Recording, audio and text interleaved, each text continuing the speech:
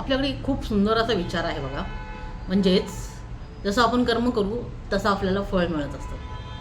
म्हणजे आज एखादी व्यक्ती आपल्याला रडवत असेल, त्रास देत असेल, तर नक्कीच उद्यासुद्धा ती व्यक्ती स्वतः रडते. तिला स्वतःला देखील त्रास होतो. तिला रडवणारं त्रास देणारं कोणीतरी नक्कीच भेटतं. त्यामुळंच आपण असं म्हणत असतो की कर्म चांगले ठेवा, म्हणजेच त्याचं फळ देखील तुम्हाला त्या पद्धतीने मिळणार आहे. तर नमस्कार, मी हे ऑथर संगीता आणि मी आजच्या माझ्या यूट्यूब चॅनलमध्ये तुम्हा सर्वांचं खूप खूप स्वागत आहे. या चॅनलद्वारे मी छोट्याशा प्रेरणादायी कथा तुमच्यासाठी घेऊन येत असते.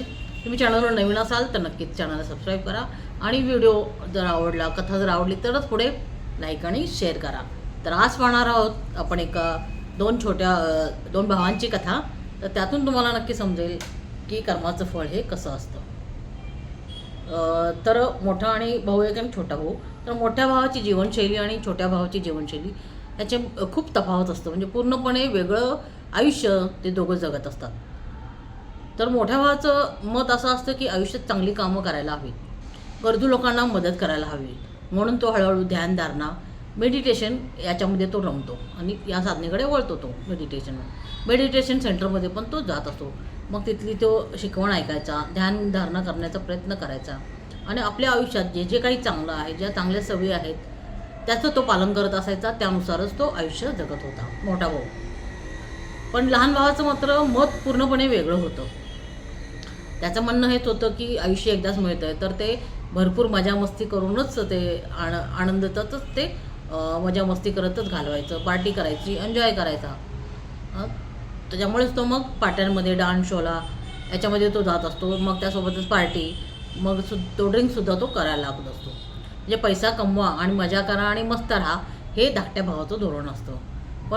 पण मोठा भाऊ त्याला खूप समजावत असायचा की हे सगळं योग्य नाही आहे. म्हणजे थोडं तरी तू चांगली कामं कर, असं तो लहान भावाला सांगायचा मोठा भाऊ, की काहीतरी चांगली कामं कर. तू आत्ता जे जगतोस आयुष्य आरामात ते ठीक आहे, पण त्यासोबतसुद्धा काहीतरी चांगलं कर्म कर, जेणेकरून त्याला तुझा पुढे उपयोग होईल. पण छोटा भाऊ काही मोठ्या भावाचं ऐकत नसायचा. मग तो त्याचं मोठ्या भावाचं सांगण्याचा लहान भावावरती काहीच परिणाम होत नव्हता. मोठा भाऊ आपलं त्याचं साधं रोजचं रुटीन आयुष्य तो चांगल्या पद्धतीने जगत असतो. त्याच्याकडे फार पैसे नव्हते किंवा काही मोठमोठ्या गोष्टी नव्हत्या. जुने म्हणजे जे साधारणसे कपडे किंवा जुनी बाईक त्याची, याच्यातच तो खूप समाधानी होता. मात्र लहान भाऊ जो होता त्याचा, तो अगदी ऐशारामात जगत होता. तर एक दिवस मोठा भाऊ जो मेडिटेशन सेंटरमध्ये जात असतो ध्यानधारणेसाठी, तर जाताना ना त्याची चप्पल रस्त्यातच तुटते आणि त्याच्या पायाला जखम होते आणि तिथून रक्त येऊ लागतं. मग तो कसाबसा पुन्हा घरी परतत येतो आणि पायाला पट्टी बांधून तो बसून राहतो. मग तेवढ्यात लहान भाऊ घरी येतो, हसत खेळत आनंदात, आणि त्याच्या हातात ना एक हिऱ्याचा हार असतो छोट्या भावाच्या. तो म्हणतो, भाऊ आज तर कमाल झाली, मला ना एक हिऱ्याचा हार सापडला. तर मोठा आणि मग त्याचा भावाच्या त्या पायाकडे लक्ष जातं. तो म्हणतोय, काय झालं तुला? मोठा भाऊ म्हणतो, काय नाही, माझ्या पायाला थोडंसं लागलं आहे, त्यामुळे जखम झाली. मग त्यावेळी लहान भाऊ हसून म्हणतो, तू इतकं मेडिटेशन करतो, लोकांची मदत करतो, आणि तुला काय मिळालं?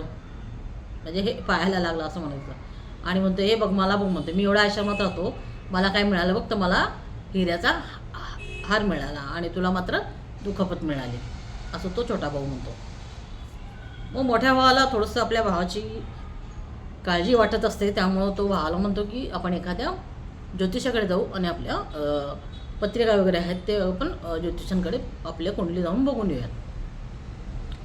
मग त्यानंतर मग ते दोघं भाऊ एका ज्योतिषाकडे जातात. तर सगळ्यात पहिलं ते मोठ्या भावाची कुंडली बघतात ज्योतिष. मग ते म्हणतात की या कुंडलीनुसार हा माणूस आजपर्यंत जेवण कसं काय राहिला, म्हणजे ह्याचा मृत्यू तर खूप आधीच लिहिला आहे, याची मृत्यूची वेळ येऊन गेलेली आहे, असं ते मोठ्या भावाबद्दल सांगतात ज्योतिषी. मग त्याच्यानंतर छोट्या भावाची कुंडली बघतात ते आणि मग ते चकित होतात. मग म्हणतात, वा काय कुंडली आहे, कुंडली आहे ही, म्हणजे अगदी राजयोग आहे. तर आज हा माणूस ना मंत्री होणार होता. मग ते दोघे हे करतात. ते दोघा भावांनी सांगितलं की पंडितजी, या कुंडल्या आमच्याच आहेत. आश्चर्यचकित होऊन ज्योतिषी म्हणतात की तुम्ही भाऊ आहात, तो दोघं काय करता?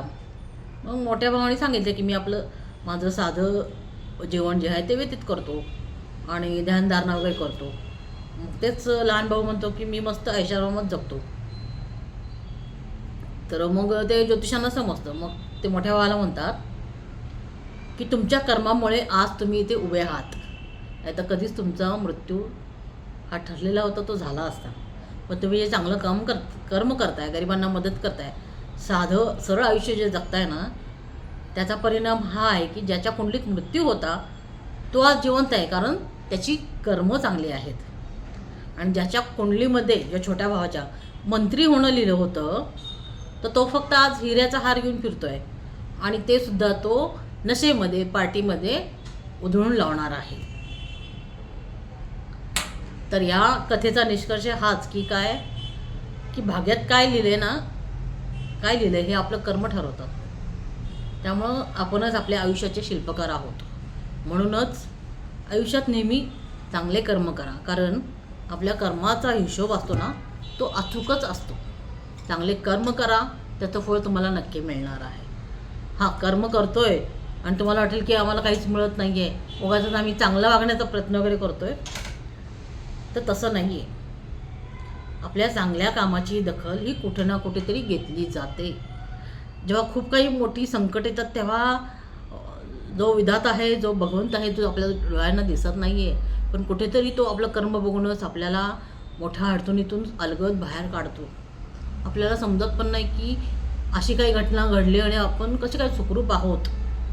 तर त्यावेळी आपले ते कर्मच असतात, ते उपयोगी पडतात. आणि जे दुसऱ्यांचं भलं चिंतत नाहीत किंवा दुसऱ्यांबद्दल जे वाईट विचार करतात, ते मात्र परिस्थितीनुसार कुठं कसा त्यांचा ऱ्हास होतो हे त्यांना माहीत.